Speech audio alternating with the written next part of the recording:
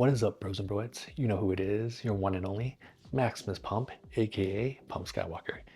And in today's video, let's talk about 5 tips on how to prepare for your fitness journey in 2026. Well, it's that time of the year, the New Year's resolution, the New Year's resolutioners, where they make their fitness goals and they start on the 1st of January. I don't know what it is with that type of resolution, for that certain time. I don't know why you guys romanticize about New Year's resolution and that it has to be timed perfectly. If you have a goal, it should be done as soon as you can make it. But a lot of people will wait till New Year's to start their goal. But whatever it is, I'm glad they're starting the goal anyways. But we're just waiting till the 1st of New Year's. It's a thing. It's a real thing. The gyms get packed for the next 2 months, and then you're actually going to see who the real New Year's resolutioners are, because they're going to slowly drop off during the few months. So it's not good to kind of romanticize about your New Year's resolution in the New Year's. It should be done as soon as possible, asapidly at best. But whatever it is what it is. So here are 5 tips to help you prepare if your goal is to continue a fitness journey well past 2026. So the first tip is your goal. What is your goal? Is it going to be losing weight? Is it going to be building muscle? Is it going to be eating healthier? Is it going to be getting healthier? Anti-aging, mobility, whatever it is, calisthenics, powerlifting. Have the specific goal and stick to it. Write it down, write what you want to do, because if you're gonna be talking to people about it or even talk to a personal trainer, you want to make sure you have your goal figured out. You want to know what your goal is in your mind before you even get to the gym. That way it's going to help you it's going to set you up for the year and the future, because the goal may not be done in a year. The goal may be done in 2 or 3 years, and that goal can change. That's fine. But just make sure you have a solid plan on what that goal should be and stick to it. Tip number 2, the gym. Are you going to prioritize the gym? Are you going to prioritize a home gym? Are you going to be doing body weight workouts? Are you going to be working out outside? So you have to kind of figure out what kind of exercise and facility you're going to use to help you complete your goal. So for gyms, the gyms for the big box gyms usually have a discount, and some smaller gyms do as well if they have New Year's resolution discounts. Some gyms offer nothing at all because their prices are very low enough, so you might not get a discount, but you need a gym shop and see which places are offering discounts. I know one gym in my town offers student discounts, health and wellness discounts. That if you're someone that works in the medical field or the healthcare field, you get a discount. If you work for the city, you get a discount. And then there's packages where it's like 30% off if you buy a 1-year membership in full, stuff like that.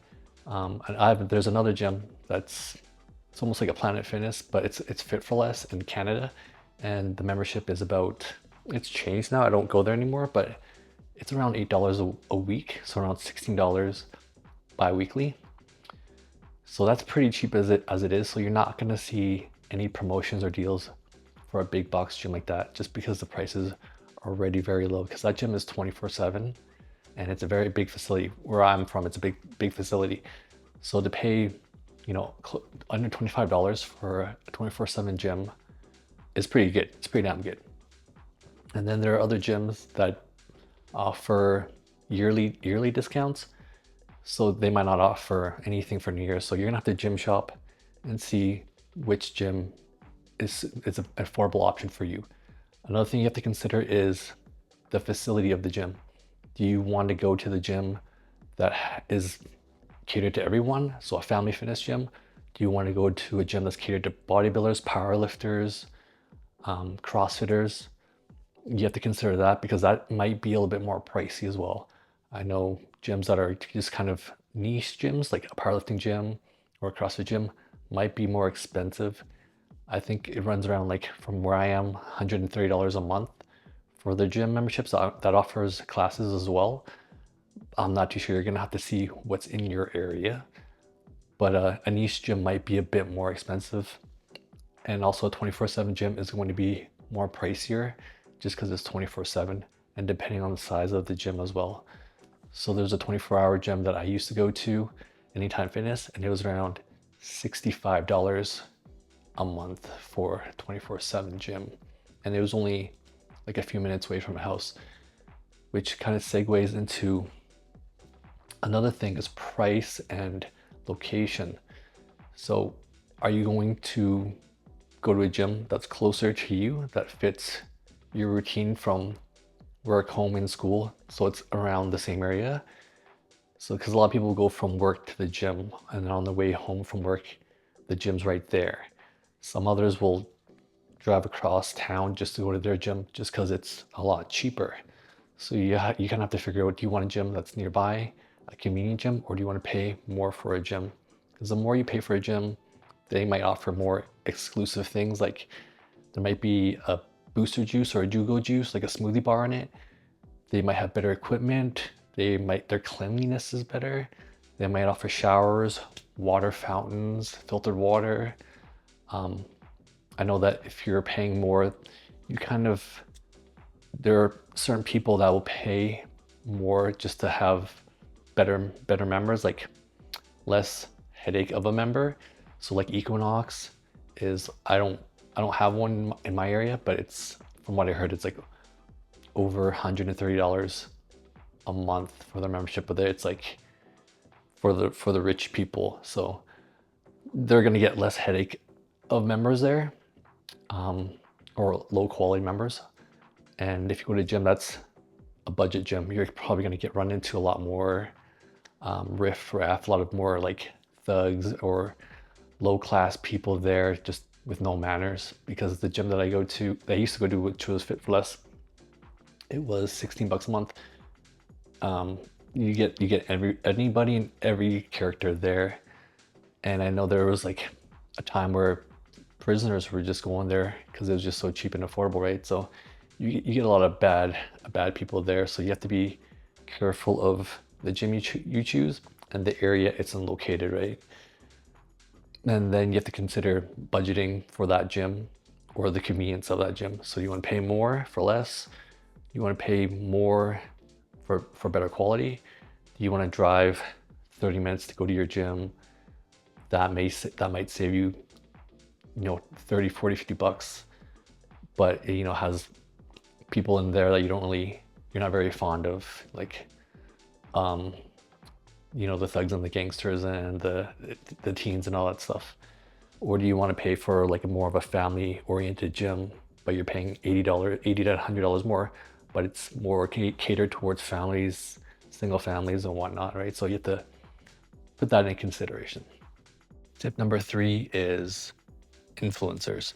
So whoever you follow, influencer, YouTuber, TikToker, whoever, find about around 5 people that kind of fit with your alignment of your goal. So you don't want to follow people that post thirst traps or people that just post pictures of their bodies. You actually want to find someone that kind of aligns with your goal. So if there's someone that kind of like, if you're if you're married with kids and you want to lose weight, you probably want to follow someone that's married and is in shape. If you are a bodybuilder, you're going to follow bodybuilders. If you're a health and wellness enthusiast, you're going to follow health and wellness enthusiasts, right? So you want to find someone that aligns with your goal and your passion. And then you want to follow maybe a couple people that just give you motivational inspiration to get to the gym. Because there are people there that just post pictures of their bodies that really don't contribute much. They just post pictures of them flexing. Some post pictures of the food. Some post pictures of, their lifestyle. And you kind of want to get the gist of how they're doing it. But you also want to follow people that are like-minded as yourself. You don't want to follow people that are, toxic, that just post pictures of their bodies and make fun of other people. You want to follow people that make you want to go to the gym, make you want to be a better person. And that gives you motivation and inspiration, right? So you want to follow at least 5 people with the same mindset, and maybe 1 or 2 just for inspiration and just to kind of see, like for memes or in humor and stuff like that. But you don't want to follow too many people because everyone has their own way of fitness. They have their own creative way of fitness. So if you follow too many people, you might get advice from 7 different people and they're all different advice. So you're not going to know which or who to follow. This person might have an insane body, spectacular body, but their advice sucks. This person might have a mediocre body, but their advice is great. And then you have a doctor, PhD, whatever, and he's giving nutrition advice. You want to follow him. But then you have another doctor, PhD, nutritional advice. He says the same, he says the complete opposite. So you're following too many people, there's too many things going on at once. You don't know who's right, you don't know who's wrong. You kind of want to eliminate that problem because you're going to be spinning your wheels, going in circles, figuring out who's right, who's wrong, who to believe, who to trust. So you want to at least follow 3 to 5, minimum 3, up to 5 of like-minded individuals that will help you reach your fitness goals and create more positivity in your life, and that can help inspire you to continue your fitness journey. Number 4 is budget. When you get into fitness, you are going to be spending a lot more money than you usually would. If I wasn't into fitness, I think I would be, almost a millionaire. Well, not quite a millionaire, but I would be living more comfortably, just because when you're into fitness and a healthier lifestyle, you do spend a lot more money, and there's no way around it. You can budget a healthy lifestyle, but there are things that you have to change in your lifestyle that do cost a little bit more money. So basically, you can create a healthy budget lifestyle. It's just that your old lifestyle is going to be different from your new lifestyle. Your new lifestyle will be a little bit more expensive because now you're going to be buying supplements. If you're into that, health and wellness supplements, sports supplements like whey protein, creatine. You might get into, massages because your body's just like, it just needs the tension release. It needs to relax. So you might invest in like massages.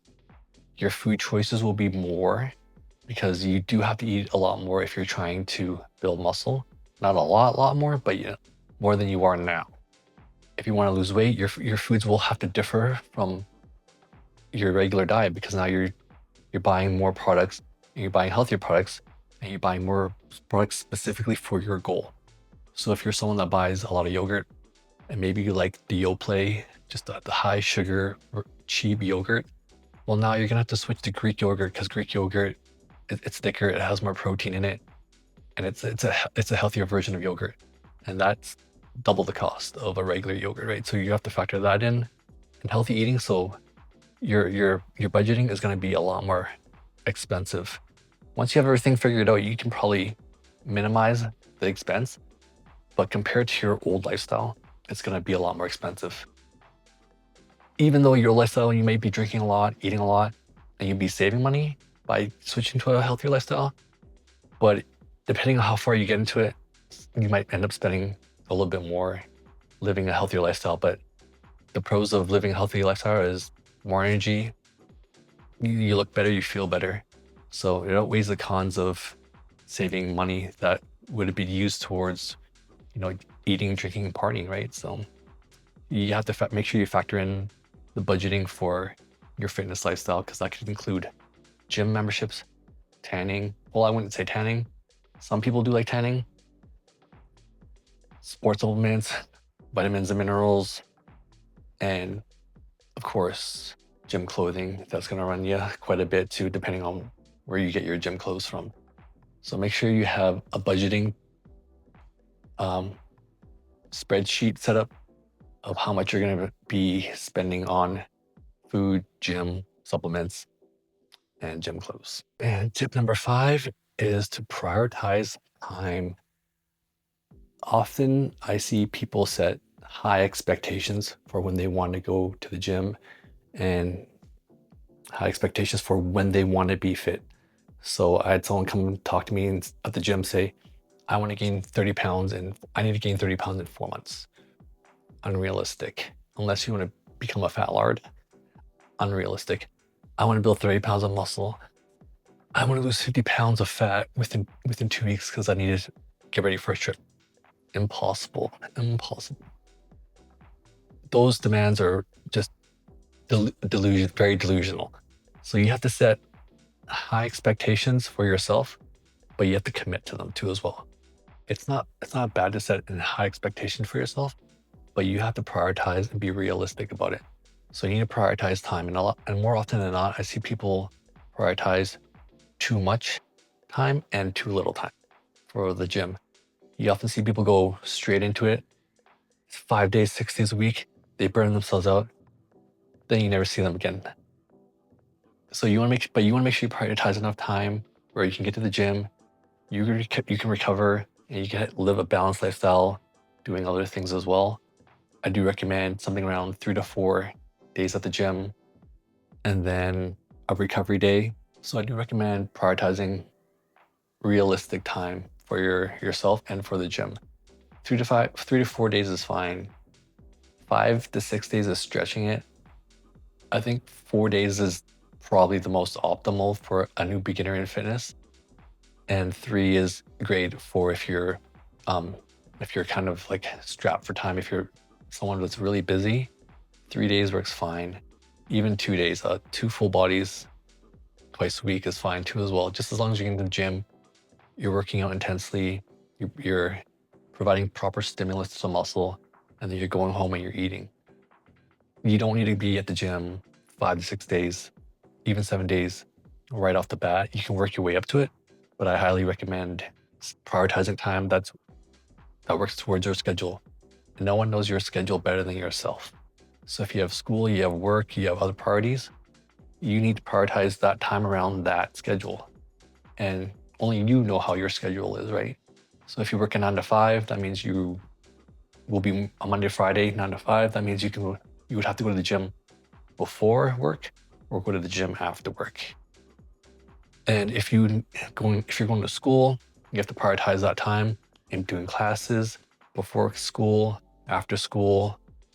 Only you can dictate your own schedule, right? So you have to prioritize that time for your schedule. So it's almost like having a job. If you need to be at the job Monday to Friday, 9 to 5, you have to be there. So for the gym, no exception. Monday, Wednesday, Friday, 5 to 6:30 p.m. Boom, boom, boom. Yeah, you said it and you have to be there. There's no ifs and buts. You have to prioritize that time and you have to make it happen. Just like with work, just like with school. If you don't go to school, you miss a class, you miss what's going on, you miss some study notes for the test, you end up getting a bad grade, right? So you have to prioritize the same thing with school. You have to prioritize studying time. You have to prioritize getting to class. You have to prioritize going to school.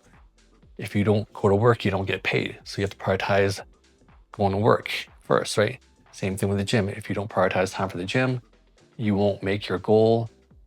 You'll be frustrated.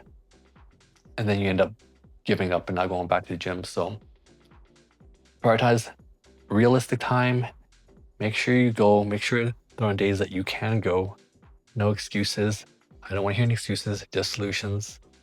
And those are the 5 tips that I have for preparing for your fitness journey in 2026. So hopefully you liked the video, like and subscribe, and I'll see you in the next one.